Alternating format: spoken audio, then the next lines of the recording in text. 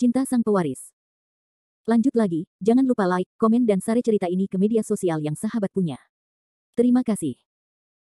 Bab tahun 1559 sampai tahun 1561 bab 1559 Pilar Keluarga Qin. Beberapa hari yang lalu, ketika Qin Lan masih di sekolah, dia tiba-tiba menerima telepon dari Qin Fen. Melalui telepon, Qin Fen memberitahunya bahwa kakek tiba-tiba pingsan dan masuk unit perawatan intensif, dan kondisinya tidak terlalu baik. Itu sebabnya Qin Lan terbang kembali ke Yanjing langsung dengan pesawat. Meskipun keluarga Qin adalah keluarga seni bela diri kuno, kakek Qin Lan juga seorang seniman bela diri yang misterius.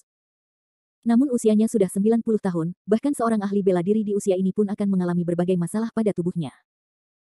Tentu saja, master seni bela diri kuno seperti Jiang Yifan dan Ye Juechen tidak dihitung, lagi pula, masih ada kesenjangan besar antara master seni bela diri kuno dan orang biasa. Orang tua Qin Lan meninggal ketika Qin Lan masih sangat muda, jadi Qin Lan selalu tinggal bersama kakeknya, dan kasih sayang Qin Lan kepada kakeknya jelas tidak sebanding dengan orang biasa. Ketika Qin Lan masih sangat muda, kakeknya memaksa Qin Lan untuk berlatih seni bela diri, bukan karena Qin Lan dapat melakukan sesuatu untuk keluarga Qin di masa depan, tetapi karena dia berharap Qin Lan akan memiliki kemampuan untuk melindungi dirinya sendiri ketika dia tidak melakukannya. Sekitar 1 hari. Di dunia ini, orang yang paling dipedulikan Qin Lan mungkin adalah kakeknya. Kakek, kamu harus berhati-hati, aku belum melakukan apa yang aku janjikan padamu. Qin Lan menggigit bibirnya dengan keras kepala, melihat pemandangan di luar jendela mobil. Dan Qin Fen menoleh untuk melihat Qin Lan. Saat ini, dia tahu betul bahwa Qin Lan pasti sangat cemas, jadi mobil melaju sangat cepat. Kurang dari setengah jam, mobil berhenti di depan rumah sakit. Setelah turun dari mobil, Qin Lan buru-buru berlari ke rumah sakit. Namun kakek Qin Lan, Qin Weijun, belum meninggalkan ruang operasi. Dan bagian luar ruang operasi penuh dengan orang, semuanya berasal dari keluarga Qin, dan siapapun yang dipilih secara acak mungkin adalah seseorang yang akan membuat Yanjing gemetar. Saat ini, ekspresi wajah orang-orang ini sangat cemas. Paman, bagaimana kabar kakek sekarang? Qin Lan menghampiri seorang pria parubaya, dan bertanya pada pria parubaya itu dengan gugup. Lan sudah kembali. Pria parubaya itu menatap Qin Lan, dan kemudian berkata dengan suara rendah, kami tidak tahu persis apa yang terjadi sekarang, kami harus menunggu dokter keluar. Setelah Qin Lan mendengar kata-kata pria parubaya, ekspresi wajahnya tampak sedikit jelek, lalu dia mengerutkan kening dan berkata, Paman, mengapa kakek sakit padahal dia begitu baik? Orang tua itu semakin tua, dan kesehatannya semakin buruk dari hari ke hari, tapi untungnya, orang tua itu memiliki keterampilan yang kuat, jadi dia hampir tidak bisa bertahan. Tapi kali ini, dia mungkin tidak akan bisa bertahan, tapi kamu tidak perlu terlalu khawatir, seharusnya tidak ada bahaya bagi hidupmu. Pria parubaya itu memandang Qin Lan dan menjelaskan. Setelah Qin Lan mendengar kata-kata pria parubaya itu, ekspresi wajahnya tampak menjadi lebih serius.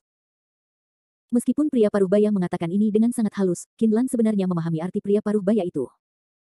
Meskipun lelaki tua itu adalah seorang pejuang, dia sekarang berusia 90-an, jadi dia mungkin tidak akan bisa bertahan terlalu lama.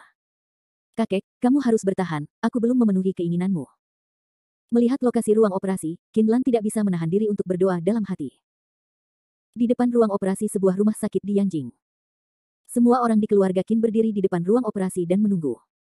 Pada saat ini, ekspresi wajah orang-orang di keluarga Qin sangat gugup. Tentu saja, beberapa orang khawatir dengan kondisi Qin Weijun. Ada juga beberapa orang yang khawatir seberapa besar dampaknya terhadap mereka jika Qin Weijun benar-benar mati. Anda harus tahu bahwa Qin Weijun selalu menjadi pilar terbesar keluarga Qin, dan juga jimat keluarga Qin. Qin Weijun memiliki pengaruh yang menakutkan di kalangan politik, bisnis, dan militer, dan koneksinya sangat menakutkan, jadi setelah bertahun-tahun, keluarga Qin dapat berkembang dengan lancar di semua lapisan masyarakat, tetapi jika terjadi kesalahan dengan Qin Weijun, itu masih akan berdampak sangat besar pada orang-orang di keluarga Qin.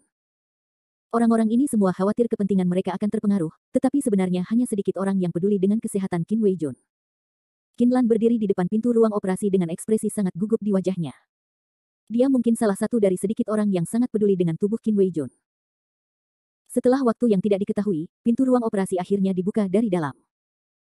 Seorang dokter berjas putih keluar dari ruang operasi dengan wajah lelah. Setelah menemui dokter, Qin Lan buru-buru melangkah ke depan, dan bertanya dengan cemas, Dokter, bagaimana kondisi kakek saya? Benar, apakah operasi dokternya berhasil atau tidak? Dokter Chen, apa yang terjadi di sini? Semua orang di keluarga Qin juga bertanya. Dokter mengeluarkan handuk dan menyeka keringat di wajahnya, lalu berkata dengan lembut, jangan khawatir semuanya, operasi ini sangat berhasil, tetapi karena pasiennya terlalu tua, belum ada cara untuk bangun. Saya kira perlu beberapa hari sebelum saya bisa bangun. Dokter, ada apa dengan kakek saya? Qin Lan memandang ke dokter dan bertanya. Orang tua itu terlalu tua, dan ada banyak luka lama di tubuhnya, dan ada juga kemacetan di otak, jadi situasinya lebih merepotkan, tapi kami telah membantu orang tua itu menghilangkan sebagian kemacetan itu, tapi beberapa kemacetannya lebih sensitif. Kalau tidak, bisa menyebabkan lebih banyak kerusakan, jadi kami tidak bergerak, kami hanya bisa mengandalkan obat tahap selanjutnya untuk pengobatan. Dokter memandang Qin Lan dan menjelaskan. Dan Qin Lan tercengang setelah mendengar kata-kata dokter, dan ekspresi wajahnya juga sangat putus asa. Meskipun dokter tidak mengatakannya secara langsung, Qin Lan dapat mendengar apa yang dimaksud dokter.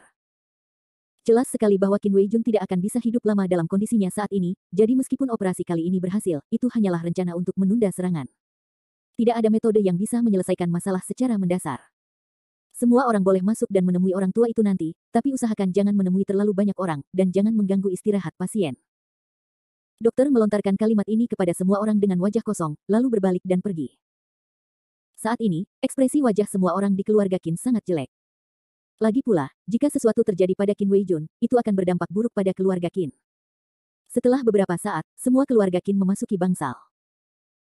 Hanya saja Qin Weijun masih koma saat ini, dan bangsalnya tidak terlalu besar, sehingga kebanyakan orang hanya melirik ke arah Qin Weijun dan pergi. Pada akhirnya, hanya paman Qin Lan dan Qin Lan yang tersisa di bangsal. Lan, kamu pasti sangat lelah setelah kamu kembali, atau kamu harus kembali dan istirahat. Paman Qin Lan berkata dengan lembut kepada Qin Lan. Paman, aku baik-baik saja. Aku sudah lama tidak bertemu kakek.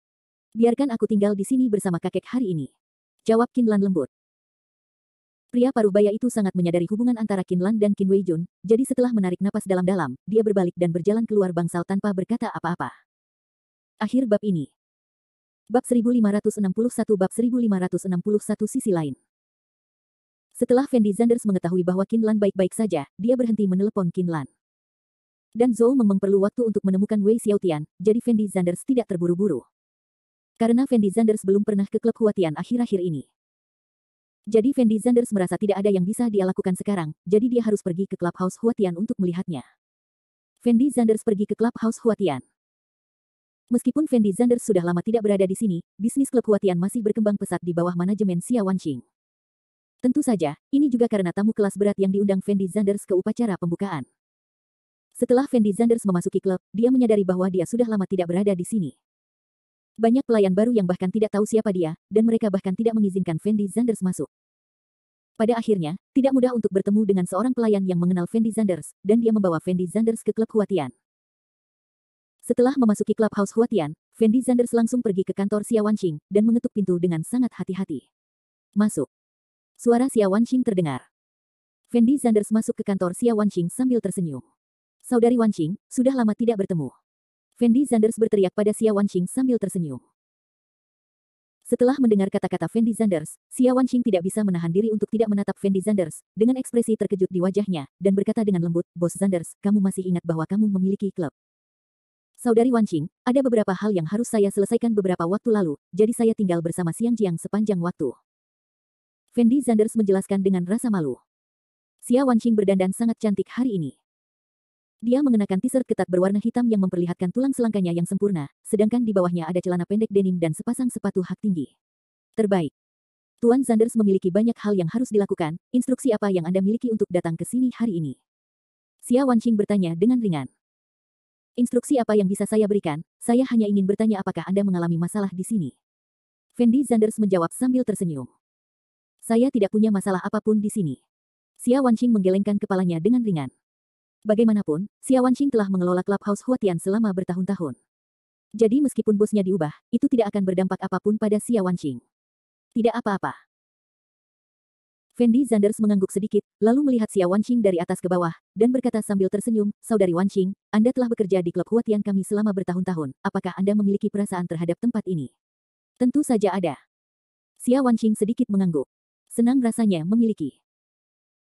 Setelah Fendi Zanders mendengar jawaban Xia Wanqing, dia mengangguk dengan cepat, dan kemudian melanjutkan, kalau begitu Saudari Wanqing, apa pendapatmu tentang aku? Apa kabarmu? Xia Wanqing langsung membeku setelah mendengar kata-kata Fendi Zanders, lalu memandang Fendi Zanders dengan ekspresi bingung, dan bertanya kepada Fendi Zanders dengan lembut, mengapa kamu tiba-tiba teringat untuk menanyakan pertanyaan ini kepadaku? Tidak apa-apa, aku hanya bertanya dengan santai. Fendi Zanders berkata pada Xia Wanqing sambil tersenyum. Xia Wanqing memandang Fendi Zanders dengan sangat serius, lalu berkata dengan hampa, menurutku kamu bukan orang baik. Kenapa? Bagaimana aku menyinggung perasaanmu? Fendi Zanders berteriak dengan ekspresi sangat bingung. Di mana kamu menyinggung perasaanku? Apa kamu tidak tahu di dalam hatimu? Lagi pula, menurutku kamu bukan orang baik. Xia Wanqing berkata dengan ringan. Setelah Fendi Zanders mendengar kata-kata Xia Wanqing, ekspresi wajahnya tampak sedikit malu, dan kemudian dia berkata dengan lembut, Saudari Wanqing, jangan pertimbangkan masalah karakter dan hubungan pribadi sekarang. Sebagai bos, menurut Anda apakah saya ini bagaimana tentang itu? Sebagai bos. Xia Wanqing memandang Fendi Zanders dan ragu-ragu selama 2 detik, lalu berkata dengan ringan, meskipun Anda, bos, tidak bertanggung jawab, Anda sebenarnya baik-baik saja, setidaknya Anda sangat percaya padaku. Itu artinya menurutmu aku memenuhi syarat sebagai bos, kan?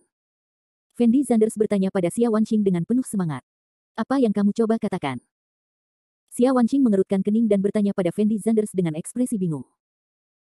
Kalau begitu Nona Wanqing, jika tidak, Anda akan berada di sini sebagai manajer umum untuk saya.